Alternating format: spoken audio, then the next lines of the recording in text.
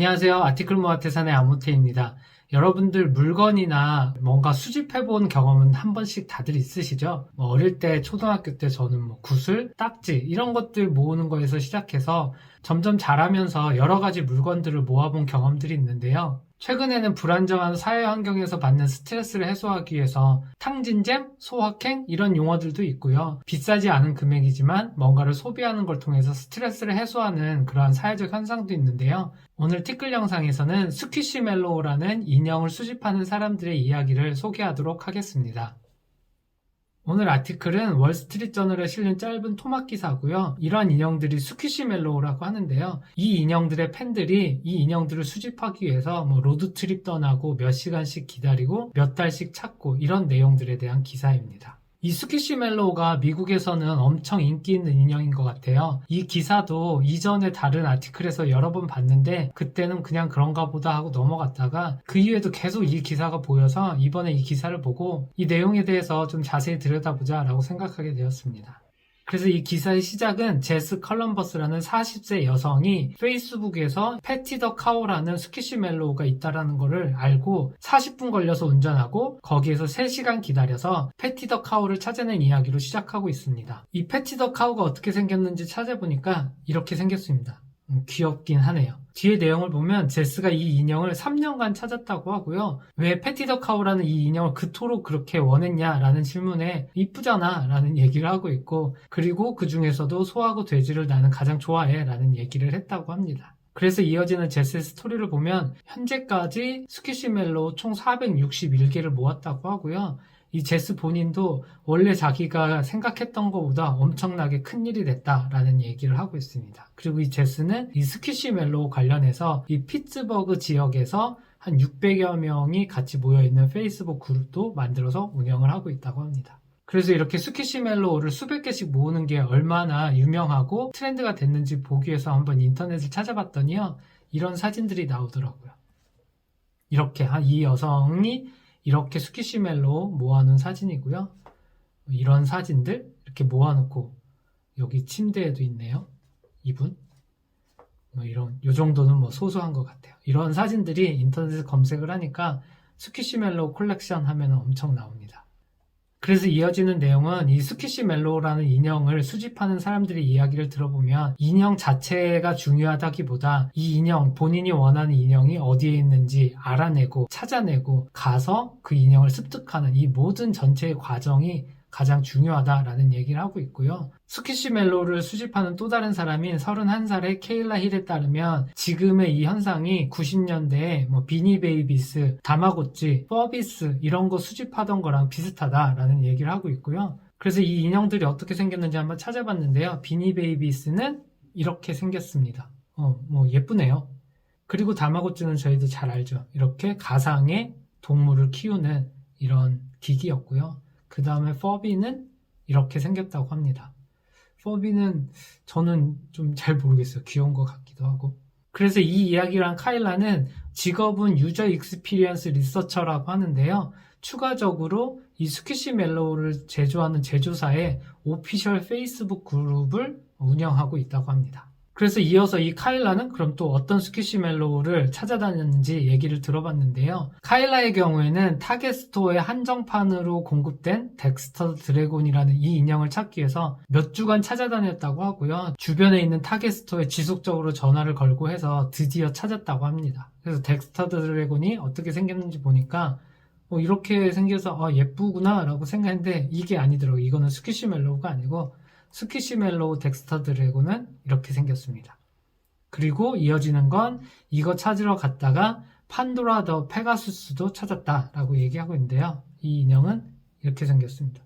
비슷한 거 같은데 드래곤 날개랑 페가수스의 날개도 다르고 다르긴 하네요. 그러면서 이어지는 건 이런 인형을 찾았을 때 아드레날린이 뿜뿜하더라 라는 얘기를 하고 있습니다. 이어지는 내용은 이 스퀴시멜로우의 열풍이 SNS에서도 엄청난데 틱톡에서는 스퀴시멜로우스 해시태그가 붙은 영상이 10억 뷰가 됐다고 하고요. 스퀴시멜로우 헌팅이라는 해시태그는 한 2억 뷰 정도 됐다고 합니다. 그래서 이 해시태그로 틱톡에서 좀 찾아봐서 재밌는 영상이 있으면 소개해 드리려고 했는데 사실 그렇게 재밌진 않더라고요. 그래서 스킵하도록 하겠습니다. 궁금하시면 틱톡에서 한번 찾아보시면 될 것 같아요. 이어서는 이 스퀴시멜로우를 제조하는 제조사의 얘기가 나오는데요. 스퀴시멜로우를 17년에 만들어서 현재까지 한 8,200만 개를 판매했다고 하고요. 이 스퀴시멜로우 인형 종류가 한 1,000개 이상 된다고 합니다. 가격은 한 3불부터 60불 정도까지 있다고 하고요. 이 인기가 계속되면서 올해 여름하고 가을 타겟으로 주문 물량이 작년 대비해서 3배나 늘었다고 합니다.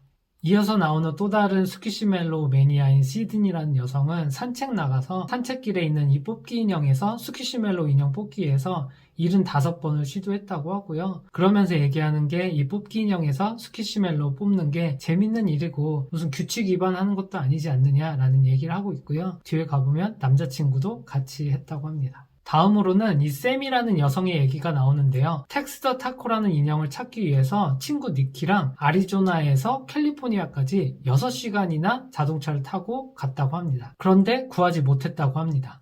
이 텍스 더 타코는 이렇게 생겼습니다. 그러면서 이야기하는 건 내가 못 찾았지만 그건 아쉽지만 오가는 시간이 정말 즐거웠다라고 얘기하고 있습니다. 약간은 황당하지만 또 다른 측면에서는 충분히 이해할 만한 얘기인 것 같아요. 6시간 동안 친한 친구랑 운전하고 가면서 뭐 여러 가지 얘기도 하고 노래도 부르고 그 자체로 충분히 재미있었을 것 같습니다. 이어지는 얘기로는 17살의 사라라는 여성이 캐롤 더 크리스마스 트리를 찾기 위해서 이곳저곳을 돌아다녔지만 결국 못 찾았다라는 얘기를 하고 있고요. 이 인형은 이렇게 생겼다고 합니다. 그래서 결국 이 인형을 못 찾아서 디팝이라는 온라인 스토어에서 샀다고 하고요. 이어서 사라가 스퀴시멜로우 수집하는 거에 대해서 경고하는 말을 하고 있는데요. 이거 하다 보면 네가 번 돈 다 쓰게 되니까 조심해 라는 얘기를 하고 있습니다. 그래서 이 아티클의 마지막은 아티클 처음에 소개됐던 제스에 대해서 얘기하고 있는데요. 제스 같은 경우는 스퀴시멜로우가 461개나 있는데 현재는 사이먼 더 슈림프라는 인형에 꽂혀서 이걸 찾기 위해서 월그린스 가게를 미친 듯이 찾아다니고 있다고 합니다. 사이먼 더 슈림프는 이렇게 생겼습니다.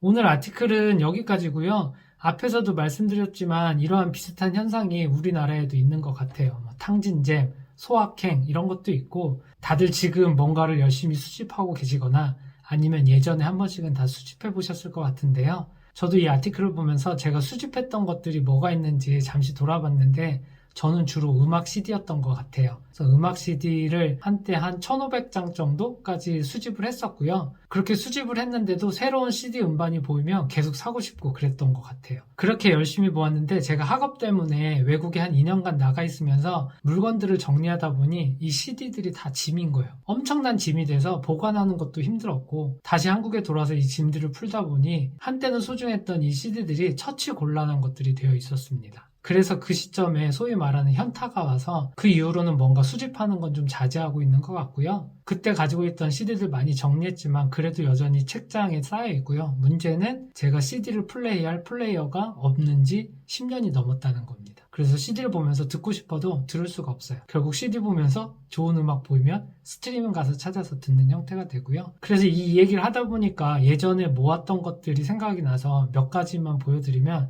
제가 한때 비틀즈에 또 빠져가지고 비틀즈 음반을 다 사야겠다라고 생각을 했는데 그때는 또 직장을 다니니까 좀 돈이 있잖아요.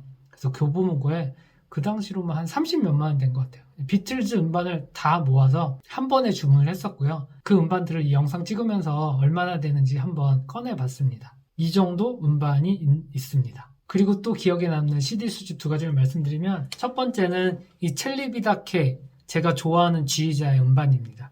이 음반을 산 지도 벌써 한 16년 정도 됐는데요. 발매는 됐는데 국내에 안 들어오는 거예요. 그래서 노심초사하고 있었는데 그 시점에 홍콩에 출장을 갔는데 홍콩의 타워 레코드에 가서 재고를 쳐보니까 이 음반이 있는 거죠. 그래서 매장에 물어보니까 재고는 있긴 한데 지금 이 매장이 아니라 저 섬 쪽에 있는 매장에 있어 라고 해서 나 지금 출장이고 일주일 동안 있으니까 그 사이에 그거 좀 꼭 좀 갖다 줘. 나 무조건 살 거야 해가지고 사가지고 출장 가서 이거를 바리바리 들고 왔던 생각이 나고요. 또 하나 소개하고 싶은 건 제가 말러라는 작곡가의 음악을 좋아하는데 이 말러의 뉴욕 필하모닉에서 특별 에디션으로 나왔던 음반이에요. 지금 보면 이 하나에 2장씩 해서 총 12장인데 근데 왜 이 음반이 기억이 남냐면 이 음반이 뉴욕타임즈의 특별 에디션이라고 해서 12장인데 가격이 한 35만 원 했던 것 같아요. 너무 비싸죠. 비싸서 살까 말까 생각했는데 말러라고 하니까 특별 에디션이니까 꼭 사야겠다 해서 눈을 딱 감고 샀습니다. 근데 막상 들어보니까 이게 연도가 48년부터 82년까지의 녹음인데 연주 음질이 안 좋아요. 별로 좋지 않아요.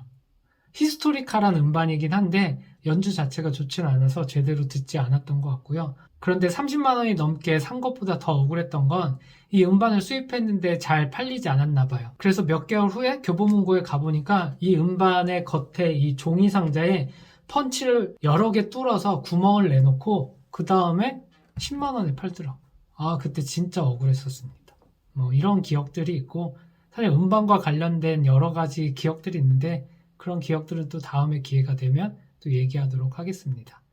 오늘 영상은 여기까지고요. 세상 사는 게 각박한데 그러한 각박한 세상 속에서 오는 스트레스를 크게 무리되지 않는 선에서 뭔가를 수집하고 모으는 걸로 스트레스 해소하는 건 나쁘지 않은 것 같습니다. 다만 이 기사에도 나오듯이 너무 몰입해서 필요 이상의 돈을 지출하는 일은 없었으면 합니다. 이 영상을 보시는 모든 분들 각자의 방법으로 스트레스 해소할 수 있는 방법들 가지고 살아가셨으면 하고요.